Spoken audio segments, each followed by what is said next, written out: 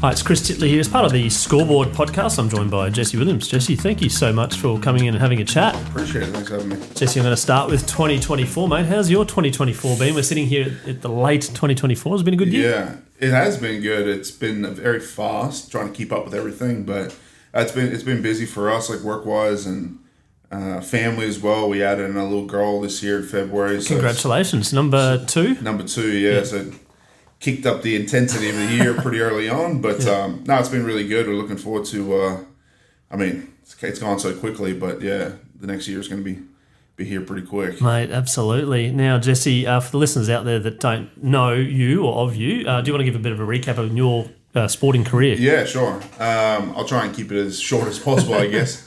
I'm originally from Brisbane. I grew up playing basketball, and I would say my mid-teens, 15, 16, I sort of got encouraged to play American football locally, and then from there I played well enough, fell in love with the sport, and actually was, I guess, in a situation lucky enough where I could progress, as in play for Queensland, play for Australia, did all those things, and I was lucky enough to get seen by some junior college scouts when I was out here playing at the AIS, and they didn't offer me a scholarship. They actually just offered me a spot on the team. So if I paid my way over to the US, they'd give me a spot. And I worked 3 jobs out here in Brisbane as a young man, saved up enough money with my family support, and ended up moving over to Yuma, Arizona to play at Arizona Western College.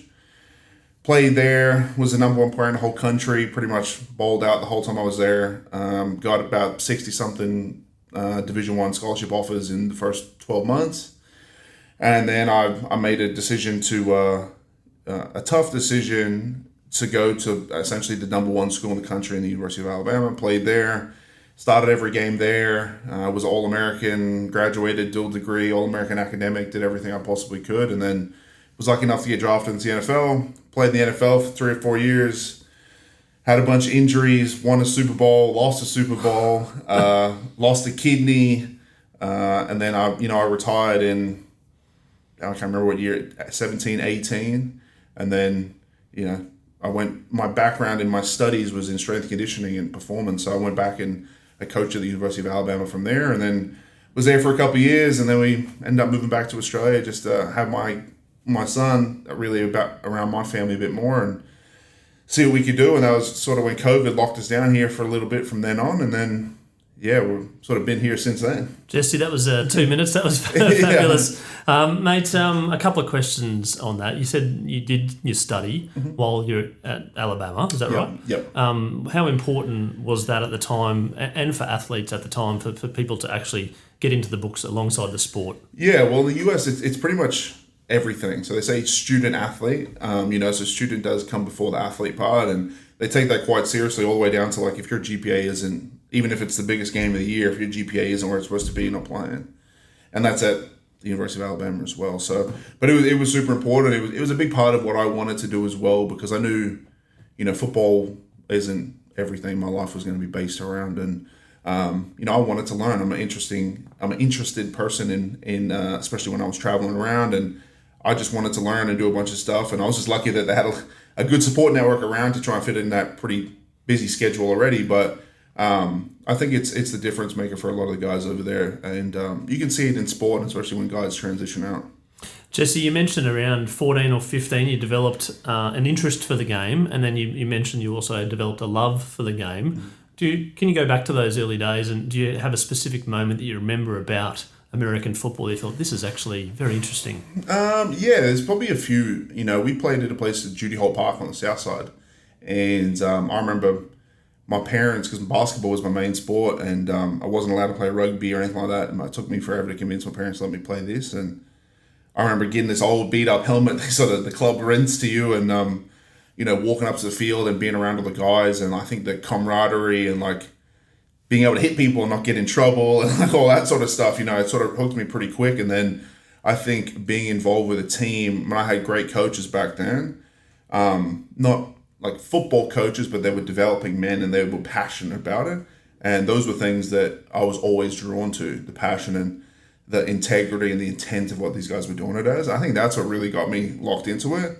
And then once you start learning about the US style of how that football industry and teams and like the programs and what they develop, it's hard not to get just swept into it. And it was pretty quick, honestly. I would say the first couple of months, I'm like, okay, this is something I can do. And then it probably took about a year before I was starting to believe other people saying I'm good and I should probably do it.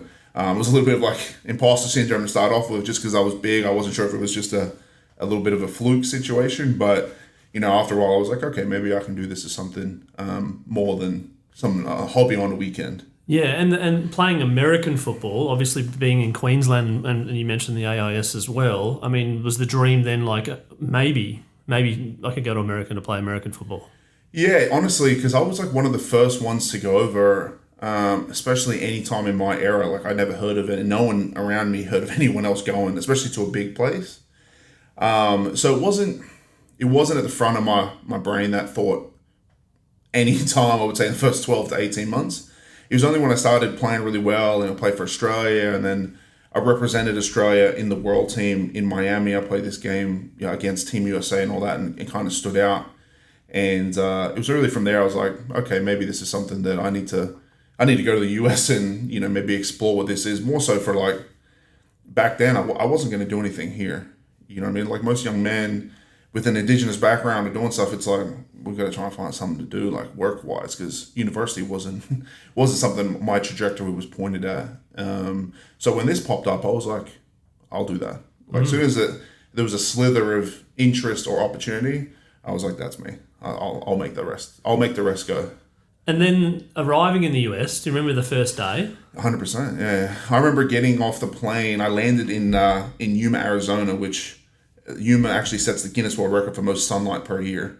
It's extremely hot. It was 123 degrees. Yuma Airport. It's like one terminal, and I didn't know anyone in the US. I only had the coach's phone number written in my passport. It just said Jerry Dominguez and it had Arizona number. So I used to pay phone at the airport when I got there and called him and picked me up. And I remember he took me to the dorms. We ate at a sandwich place in the US called Quiznos, and then he took me to the dorms. And I came a week early because I wanted to train and everything and climatize. So there was no one at school. It was like this empty feeling in the like, break. It was the whole school was completely empty. And empty as well, that you had no friends. Yeah, like I was just, yep.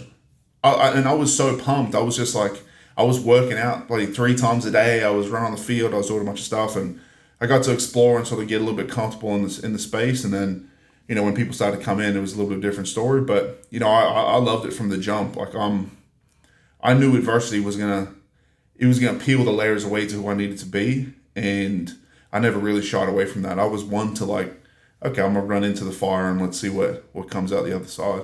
And the NCAA college football, I mean, people that love sport know how big this is, but people outside of sport may not know how just huge and this system is in America. Yeah. Do you want to give a bit of a description of your views on that? Yeah, absolutely. Well, like for example, the University of Alabama, where I went to, I would say it's $5, $6, $7 billion entity as itself, and it's Bryant-Denny Stadium in the small town of Tuscaloosa, Alabama, holds 110,000 people. So it's like 2 Suncorps stacked on top of each other, and it's sold out every week, and you'll have another 150,000 outside tailgating. They start rocking up on Wednesday night or Thursday morning for the Saturday game every week. But the industry of itself is so big. It's a multi-billion dollar industry. Just the recruiting to get good players into college. But it sways back and forth. The industry in comparison to the NFL. I still think college football is more entertaining and people seem to like it a bit more. There's a lot more tradition and story behind it. But it is very geographical as well. So if you're from the state of Alabama and, if you don't go for the University of Alabama or Auburn, you probably should move. You know what I mean? So it's very ingrained in the culture there. So the fans are just die hard. And then the budgets for these programs are huge. Like at Alabama, the budget is yes. If we need it, it's yes. And it's usually how many do we need? After that, it's not we need to do anything like that. I feel like Alabama would probably makes in a weekend what the NRL as a whole thing would make in a year. So it's a little bit hard to find comparisons to anything in Australia. but it's just so big. And obviously the US numbers-wise is so big as well, so it just adds a little bit to it. And Jesse, the college experience before you went to Alabama, was it Utah you mentioned? Arizona. Arizona. The number of offers you received after playing for that into 60-odd offers or whatever you had, like the decision and the weight on your shoulders around your potential career and also the direction of where you may want to go. How hard was that? It was pretty tough, to be honest, because I had no clue about anything. You know what I mean? Like I was, Nick Saban, who's one of the most prolific, most winningest coach of college football ever, he was my coach at Alabama. He would fly out to see me every week, and I didn't know, when I first seen him, I didn't know who he was. You know what I mean? He was just a short little white guy that came to watch practice, you know what I mean? And same with, I met all the, Monty Kiffin, Lane Kiffin, like all the best coaches in the country. They would come out and everyone would come to see me because I was the number one player in the country at the time. I didn't know any of them from a bar of soap. You know what I mean? So, at that time, I was actually quite lucky. I had a roommate named Andrew Power from South Carolina, and we actually went to Walmart and I bought these big whiteboards to put in our dorms.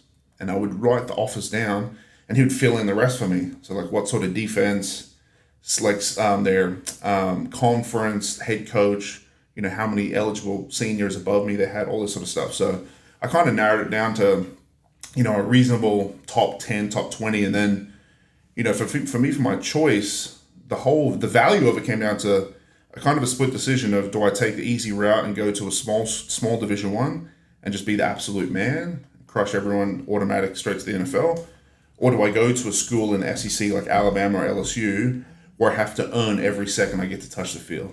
And even as a young man, I was like, if I ever have to write a book or someone does a movie about this, I'm going to have to make it's the hard one because it's going to add so much more to this story and this journey of what I'm on. So I chose the absolute hardest you possibly could, where no one ever expected me to play or deliver, and they sure didn't expect any Australian people rolling around, south of Alabama, So did you get a nickname? Monstar's your nickname. Did you get an Australian nickname at all?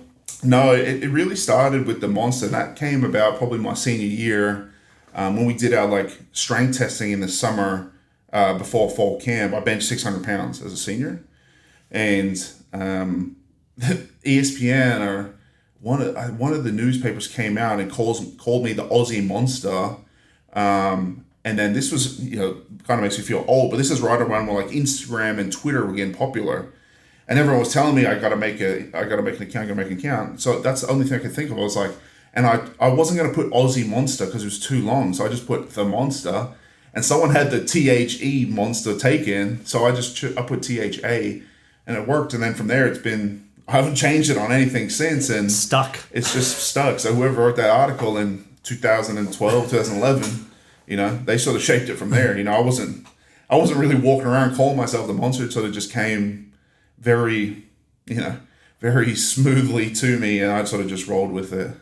And Jesse, the big games, like the college final, which you ended up winning for Alabama, and you mentioned around the 100,000 people and 150,000 people. When you were in that moment, ready to run on, what were you feeling? Are you a pump-up guy? Are you a calm guy? And did you think, this particular game, be it the best when your best is needed and you performed well? I would say it's always down to the coaching, and I was lucky enough to be around, some of the best coaches ever. And for me, all those games were like every other game. How we prepared was the exact same, and all the way down to what we eat for lunch, dinner, everything, the weeks leading up is all the same food the whole season. And that's the mindset I took into it. We knew going in there that we were the baddest dudes walking on the face of the earth, and that was the mentality we took into it. But that's what it's been since day one. And we never got extra motivated or extra pumped for those games because we came out the gates at day one as pumped and as motivated as you can going to get. The hardest part is being able to hold that for 12 to 14 week season. But I'm a pretty intense person when it comes to that. I feel like I'm quite passionate about a lot of things. I try and be passionate about really everything I do. And it probably came out physically and mentally a lot of times when people would see me before games and while I'm playing. So, and that's the part I enjoyed, you know what I mean? I got to be that metaphorical monster that I was, sort of running around. And, I don't know if you've seen photos, but I'd always have like my face painted and a bunch of other stuff like that. So I was a guy that people didn't really want to cross running around the field for sure. And that's what I built up in my own head. You know what I mean? And you need to have those stories and that intrinsic motivation, because you make mistakes in front of 110,000 people. Some people are going to see. You know what I mean? So a lot of pressure there rolling around, and I just choose to focus on the motivating parts of what's going on inside more than like the fear of what could, like I could make a mistake, or we never thought of losing. It never crossed my mind one time. We lost one game each season, which shouldn't have happened as well, but it was such a surprise when we lost, because it never crossed our minds. It didn't cross my mind ever. You know what I mean? It made me sick to my stomach because I don't like losing anything. But yeah, for me, it was just all intrinsic. I would never really run around and hype up anyone else. I would never really yell or holler or anything like that. For me, it was like you would just see me lurking around, and once my face was painted and my shoes were tied up, you weren't getting much out of me until the siren's done. Do you reckon you're like a perfectionist, do you think, in terms of your head around having a really good game, and then maybe did you end up beating yourself up if you didn't have a great game? Yeah, absolutely. My wife calls it overthinking. I call it deep thinking, but I'm very much like that. I don't think I've ever had a good game. You know what I mean? Or I don't even really think I've ever had a good day. You know what I mean? I crunch the numbers every time I get to lay my head on the pillow, what I really got to achieve, and what I'm trying to do the next day. And it was the same when I was playing football. I'd go into games, and I was a pretty prominent player on some of the best defenses ever played at Alabama, and it didn't feel like enough half the time. Even when we won, Nick Saban, we run on the 24-hour rule, which I still integrate in my life now. Is you go to bed 24 hours later, we're back to work. So if you want to feel sorry for yourself, you want to pat yourself on the back, you got 24 hours, but when it comes back down to 24 hours, we're back on the field, we're back to work, and we won national championships and fly back the next day, and we're back in the weight room getting ready for the next year. So it's you don't have a lot of time there's no like Mad Mondays or whatever the teams do out here. There's nothing like that. Yeah, and Jesse, the transition from being number one in the country in college with all eyes on to you into this next behemoth called the NFL, and then getting drafted by Seattle. Can you talk about that moment you got picked, and then obviously getting into that squad? Yeah. It was, again, the whole thing seems like a bit of a blur to me, because sort of where I come from, and I guess the severity of what that is, especially back when I did it. But yeah, I remember like it was no other. I got picked 137th overall. I was actually projected first round. I was like the number 2 or 3 D tackle in the country at the time. And then a few teams failed my physical because I hurt my knee in the championship game, which is pretty cliche for most football movies, right? And then, but once I got picked, for me, it was the same mentality that I took from Australia, going to Arizona to Alabama. It was, once I get there, I just work and just do what I never went over there to make money or to be the world's most popular guy or do anything like that. I was literally taking it day by day. I didn't have anything else to really go on. If I thought a week ahead, I'm getting too far ahead of myself, So I just took the same attitude there, and, I was lucky enough to get on a great team with, again, great coaches and Pete Carroll, a great GM, John Snyder, and, guys that believed in me and, trusted that I had the makeup of what they needed a football player on their team to have. And yeah, it was great. I loved it. I was originally supposed to get picked up by San Diego. The Chargers was the pick before, and I was on the phone to them. And then Seattle called my other phone and said they took the pick from them. The bat phone. You had a couple of phones going at the same time. Yeah, well, I had two. I always have 2 phones for some reason. Even now, like an Australian phone and a US phone. But yeah, it was a pretty crazy situation. I'm literally on the phone to San Diego, which I originally thought I was going there because I took a lot of pre-draft trips out there, physicals, workouts, whatever, and I never went to Seattle once. They just came out of left field, and but it was it was one of the best I guess experiences most of my life, even from a young man to retiring from the NFL. Adversity has been a pretty constant theme. It wasn't something I was shying away from, nor something I was surprised by. So it was really just working through a lot of stuff, and injuries with football. I don't know any football players that don't have injuries at all, and especially in my position, I think the average year now is like 2.6 years for a defensive tackle. Wow. So it's and I was just grateful that for myself, the type of man I am, to be around the type of men that were in that locker room, from guys like Russell Wilson, Marshawn Lynch, Michael Bennett, guys that are high value, high agency sort of guys that, really taught me, and a lot of stuff I still take to this day. Football was sort of just a catalyst to get that.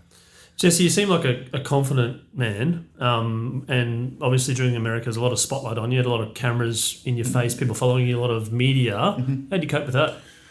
I'm not a huge fan of it. I'm a pretty private person, to be honest, especially now with the kids, my wife, and all that sort of stuff. I'm like a ghost a lot of the time.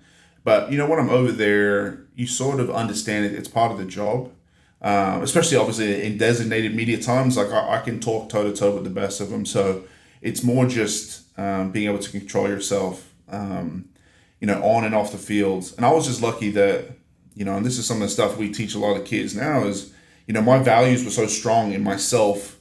I didn't really need to think about the things I was going to say because all the things were leading towards the same direction. So I didn't need to jump. I'm the same person all the time. I don't have a silly side or anything like that. Ego. Yeah, I don't have any of that, so I sort of just let it rip most of the time. And I think it's not really something you probably can get used to it, maybe if you do it way more than I do, but I didn't want to get used to it. It was still, I tried to take my time and speak wisely most of the time. And, even when it's kids that have cameras or families or whatever, I made sure I make time because I knew in the situation I am now, retired and looking back, that I gave it to everyone that was giving it to me, pretty much the whole path, I tried to do it the best way I possibly could. Where do you reckon that self-belief has come from?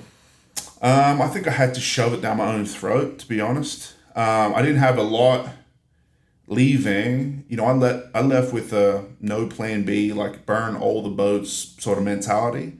I didn't really change that. You know what I mean? The confidence, whether it's perceived as that or it's exuded as that into the atmosphere, it might not always been that. You know what I mean? But I made it work. And I think I was by myself for so many years. I left here when I was 17, so I didn't come back till I was like 30-something.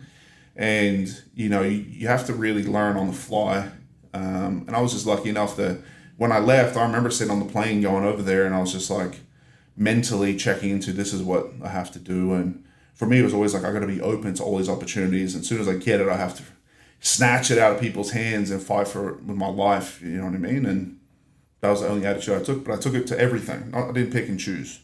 If we were doing schoolwork, it was that. If we were relaxing, I would be the best fucking relaxer they've ever seen. But if it was on the field, we were going to do it as well. Before I touch on the Super Bowl day, the downtime that athletes get, you assume you're talking about the 24-hour thing and get back to work, etc. But there must be some downtime. Does it get a little lonely? You need some hobbies to kind of get your mind off football?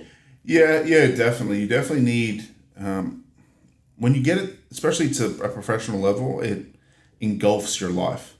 In college, it's maybe 95%. In the NFL, it's like 150%. And, during the season, you're training to stay healthy, do all these things, or rehab and or whatever. In the off season, you're training twice as hard. You're rehabbing twice as hard because you got 232 plus dudes that are younger, cheaper, fresher coming in the gates, in a couple of months. And it's like, where do you fall on that? So, and it just, the whole year, you're just like, man, I need to be ready. I got to get stronger. I got to get faster. I got to do this. So it just, the mental, I would say, weight to it probably takes a physical toll after a while. But yeah, you definitely need other stuff. And I think the family is really important. But you have to really draw some hard lines on and off, and you have to really treat it like work. I had to do that. When I get home, I don't talk about football. I have no football things in my house to show that I ever played football in my life. You have to really separate, what you got going on. Like any profession, you know what I mean? I don't want to go back and, tell my wife I missed a couple of tackles. Something like that. That's just not the right conversations to have, So, but I was lucky enough. Like, I'm definitely not defined by football. I do so many other things. I'm pretty random in my interests and what I like, and it's always taken me to things where it's kind of away from football and sort of give me a bit of a break, especially for my brain. Yeah, I mean, the relationship with football, do you think it's changed over time? Yeah, definitely. I think, the older I get, and I'm lucky enough, I would say somewhat heavy in football in Australia and in the US still. I go back pretty regularly, but I think that as I get older, I respect and appreciate what football has given me so much more, by the day. And it was it was grueling. I sacrificed, organs and, time, but I wouldn't change it. If I got to go back and do it again, I'd probably just go harder. And I think that was kind of respected by, the sport of football, and allows me to continue to play a role and, do the things that I'm doing now and still be respected when I go to places. And when I go to Alabama, I can see my name carved in the marble there on the stadium. I can see, posters and paintings, all that sort of stuff, of the things I was able to achieve because of football, which I probably didn't appreciate as much as a young man. I wasn't really about the accolades or anything like that. But now I get to see it. I appreciate it because, my kids can see it and all that sort of stuff. Speaking of accolades, the Super Bowl, the part of the group that won the Super Bowl, the pinnacle of American sport, the pinnacle of global sport. Everyone watches the Super Bowl, etc. The experience for you being part of that squad. Can you talk about that day? Yeah, it was mixed emotions. Like my knee was all jacked up. I couldn't play. It was a wild season, unbelievable team, like just great guys. Like the energy was just crazy. I just loved being around and being involved with the process of everything. And as a young rookie, like coming in as a young man, to be around these guys that are 10, 12 years in the NFL, and this is like a kind of cumulative build up to this one thing. And, to play around and we obviously played against Peyton Manning and all that sort of stuff like that. And to actually win, it was kind of surreal. Like every time I get to those places, I won 2 national championships in college and obviously the Super Bowl, and all those 3 times, every time I was there in the field, I could close my eyes and hear the sounds. I would always just remember being on like empty fields in Australia, like when I would practice and all that sort of stuff, like you just kicking up dirt and, running around on like shitty fields, local parks and all that sort of stuff. And just like the disparity between both is just so big. And that's the stuff I appreciated. That's what I guess as a young man was still looking back and just like, man, how am I here? Like, what is this? And I probably didn't appreciate it as much as I should have, but I'm hoping as I get older, my brain will let me do that a little bit more as I grow. And then you mentioned as well around injuries with NFL players and people playing American football, and you've had your fair share of injuries. I assume, one of the characteristic traits that I've chatted to another number of other guests around has been the resilience has been probably one of the prominent traits. It sounds like you're a resilient person. How much did resilience test you along the way with your injuries? Yeah, I think it was huge. I think, like I said, adversity was already like intertwined in my life, and it wasn't something I shied away from. And I think, I had my first not major injury, but injury that required surgery was at Alabama in college. And it was just I just had to get my knee scoped, and I was running 4 days later. But I think going through that process in college with that support and, it's a bummer as a first timer, and then you hurt your knee and you're like, I got to miss something. Especially as a guy like me, like I'm a like being early, I got to be at everything, I got to do everything sort of guy. And for me not to be physically able to do it, I was going insane. You know what I mean? It was really tough. So I had to learn. Quickly. And I was, the athletic trainers at Alabama, they do a really good job of understanding that is the learning point that you need to move forward from if you want to play this the rest of your life. And I was just lucky enough, I learned from each little niggly thing, and not only learn about my body, but I learned about, okay, I can't, all the way down to like, don't limp, do not limp. You know what I mean? It's like a mental thing for myself. Like, I'm not walking like I'm hurt. I'm not even thinking, I'm not assuming there's pain coming. I'll deal with it when it gets there, that sort of stuff. And, I think the resilience in that, without that, a certain amount of grit, I wouldn't be able to push back as much to those situations. Because I've had some pretty, like all the way down to obviously having cancer and stuff in the NFL, like they're not situations normal people usually have to come across in that same circumstance. And I think if I didn't have any of that grit and I wasn't already somewhat weathered or worn down, I probably wouldn't have handled it as well.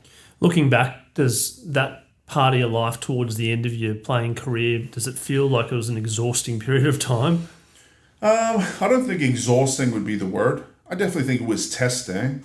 And I think for myself, I've always kind of looked at it as like that. I talk to my wife about it a lot. And, when I'm down in that metaphorical dark room dealing with a situation or circumstance at hand, is really like, my first instinct is, without trying to jump to a negative conclusion, is like, what am I having to learn from this to get out of this, And I try and look at it. Most of the things that come across my life is like, I got to learn from this so this doesn't happen again. Or, something's trying to teach me something here. I got to figure out what it is before I try and break free from here. And that sort of mentally got me through a lot of it, trying to figure all that stuff out. And it kind of was back to that intrinsic and those values of just like, I was waking up challenging myself.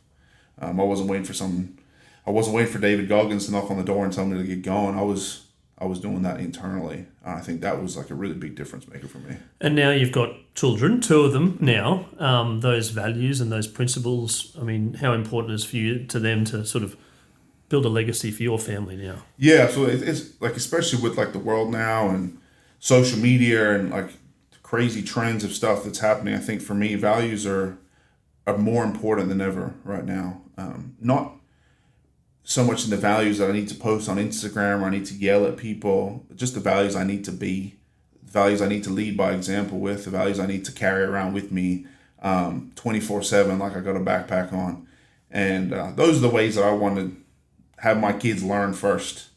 Watch me, watch your mom do it. This is how we do it. Our interaction, how we do things, and inside the house and outside as well. And I think it's I still do a lot of coaching. I'm around a lot of people, whether it's football, business, or whatever. I think without those values and without kind of like the bowling bumpers of those values to keep me in line, I'd be lost. You know what I mean? And I'm not religious by any means, but those values are the closest thing I can find to my own personal religion on how I need to sort of carry myself. And, it's not something I force on everyone around me, but when people around me for more than a couple hours, they start to see that you can see where these values are going to poke out pretty quick.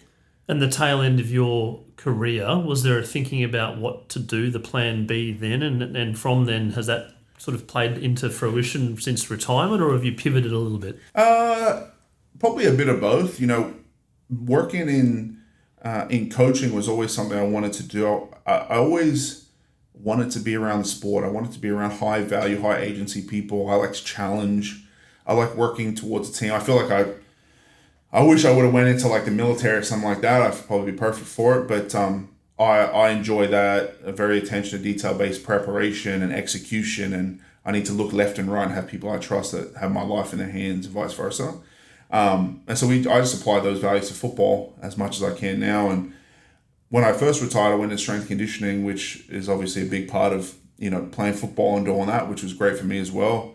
And now it's just utilizing that tail end of my story and the rest of it, I would say, to weaponize that and use that in those situations that I'm able to do it. But I think for now, football, I'm quite passionate about the men's development, young men specifically in Australia. I think, when I wake up and when I go and coach football kids or I go and speak around the country, I try and be the man that I needed when I was 15 or 16 to run into, with values that stand out so much that I take notice and, speak properly, hold themselves the right ways, they can be an influence in the right way, and try and do that on a daily basis and string those days together and hopefully, make a difference in adding that stuff together. And it's working so far. And I think if I stay on this path, I've always been passionate around being around people and utilizing my skills to help others. I feel like I've already lived my life. I've done everything I ever thought I was supposed to do and more. I'm on like these side missions now, just trying to figure out what crazy things I can get up to in a good way. And Jesse, as a follower of your Instagram, there's some amazing photos there, mate. Where did the passion of photography come in? Oh man, it started when I was in college. I actually was begging my parents for a camera my junior year at Alabama, and it was mainly because we would go to these games and I'm walking, like we played at Dallas Cowboy Stadium, and I'm walking around and all I had was like this weird flip phone. There's no way I could get the photos off. With the blurry pixels. Yeah, right? it looked like an oil painting by the time I downloaded it. And I just wanted to document. I'm big on documenting my life, not for me, but for my kids. Because I remember, as simple as it is, going to my grandma's house and seeing the photos of my parents and what life was and all that sort of stuff. I wanted my kids to see that at the right time through my eyes and what we're doing, and it's sort of, I taught myself that first surgery I had, I was just watching YouTube how to use a camera. I didn't buy a good camera until I made the NFL. My first year in the NFL, I bought myself a nice camera. Your paycheck and this is my first purchase, right? Yeah, something like that pretty much. I had no money before that. So, and then now it's just like, I only have like Leica cameras, which is sort of top of the line, like sort of like pieces that I have with me, and I carry them around pretty much wherever I go and take photos of the kids. And I try and, as much as I tell my story to a lot of people, I try and do a good job of capturing my story so my kids can get a pretty inside lane to what that story was really about. Did you carry a journal when you were younger? Did you write a diary? I wrote a lot, and not so much specifically a diary, to type a lot, because my hands, I was just never good at handwriting. My hands are too big. But I did type a lot. I'm in the process at the moment of trying to get a book situated at the moment, and I was lucky enough, when I wasn't writing, I was taking photos all the time. And like in the off season, like I wouldn't go to Cancun or go snowboarding or something like that. I'd be around the city and I'd just be like doing crazy things, and I'd go out hunting or driving in the woods. I'd be taking photos and like documenting, and I'd fly helicopters around in the mountains doing crazy stuff. And those are the sort of moments I'm like, at least I want my kids to think I was doing cool stuff at least, and not just messing around. How do you find your relationship with nature now in terms of getting out and about and getting the beautiful moments, the sunshine, etc.? No, I love it. I'm very grateful for a lot of things I get to do and wake up and move around and work out and, have my family, have a nice place, do whatever we need to do. And I'm big on getting outside. I like hunting. I like just being outside. I don't like talking to people all the time, so I like the quiet. So I like getting out and moving around. And I have to do it all the time. I have to walk around, and I don't always drive everywhere. I like to get going and get around. People see me wandering around all the time. So, but it's a big part of what we do, especially like with the kids around the beach, and whether you got to take them out camping or take them places and stuff like that. I think it's really important. I'm going to go on to some personality traits now that I generally ask some ex and current athletes around their superpowers, what they led them to become who they are. I'm going to start with the word empathetic. You an empathetic person? I feel like I'm empathetic to other people, just never myself. I try and, the standard I hold for myself is something maybe a little different and a little bit more unachievable for other people. My wife thinks I'm too hard on myself, but it's just I don't allow excuses, especially if they come from inside. I don't listen to them. But I'll if other people come with something good, I'll be empathetic to people's situations or certain things to a certain extent, but not for myself. Competitive. Yeah, off the Richter scale.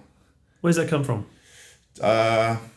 My parents probably both were playing elite level basketball as a kid, and we grew up from a young age in an Indigenous children's hostel my grandparents ran.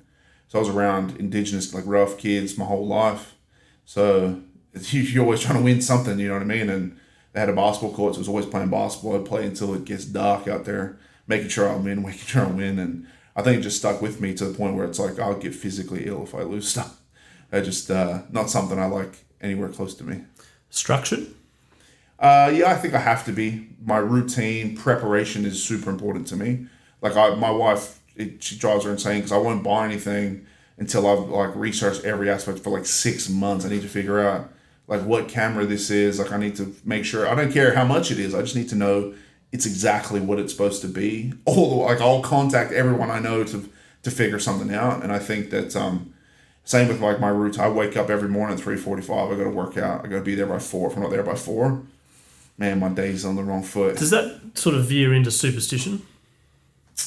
No. Are you superstitious?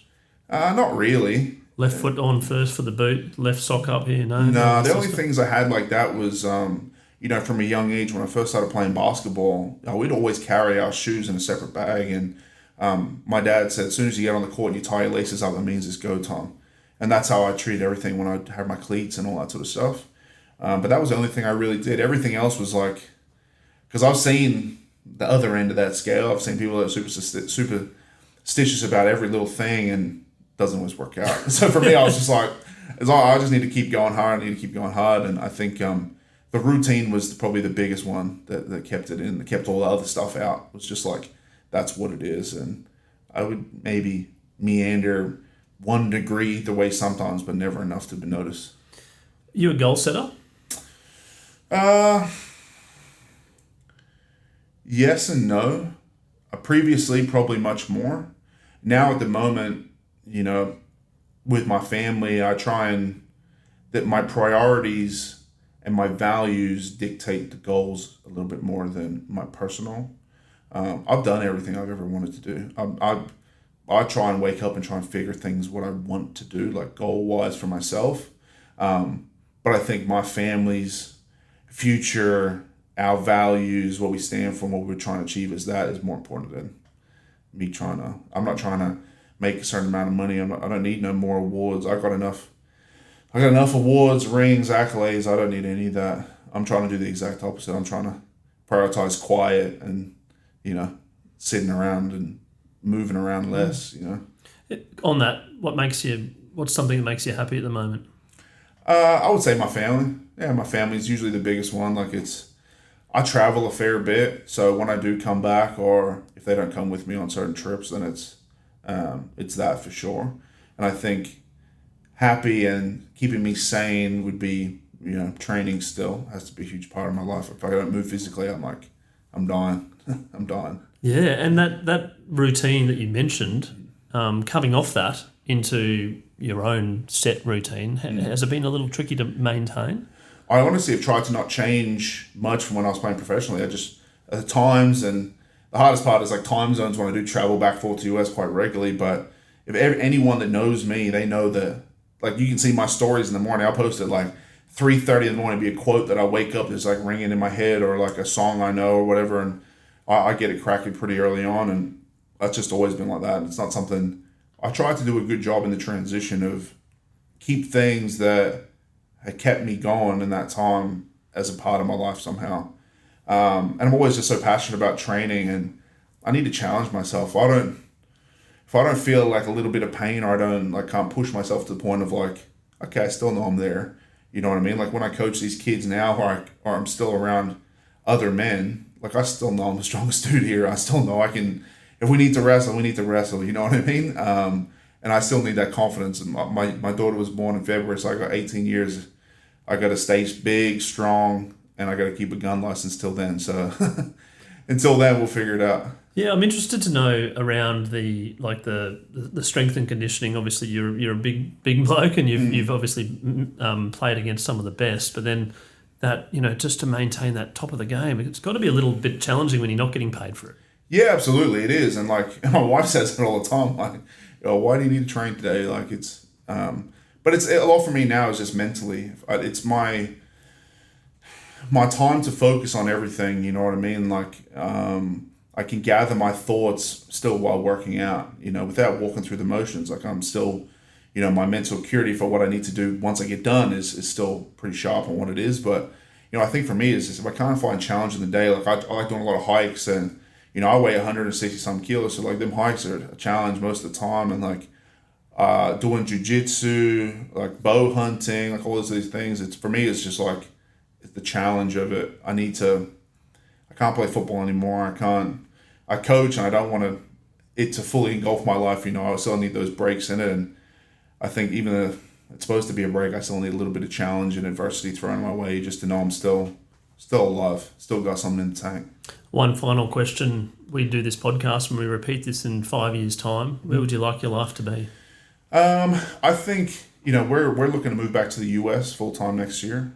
I think with what we're doing with football now, helping the kids get to the US, I think, I'd like to get that flourish to sending hundreds and maybe thousands of kids in the next 5 years. And, for me and my family, we're looking to buy a farm in the US and just kind of live off the land and be, a little bit involved with football and mainly involved in just our life. And that's pretty much the goal for that at the moment. I think, finding that peace and quiet is going to be important, and that's what we're working to at the moment. We got to walk through the crowd before we get to the good parts, and that's where we're grinding through at the moment.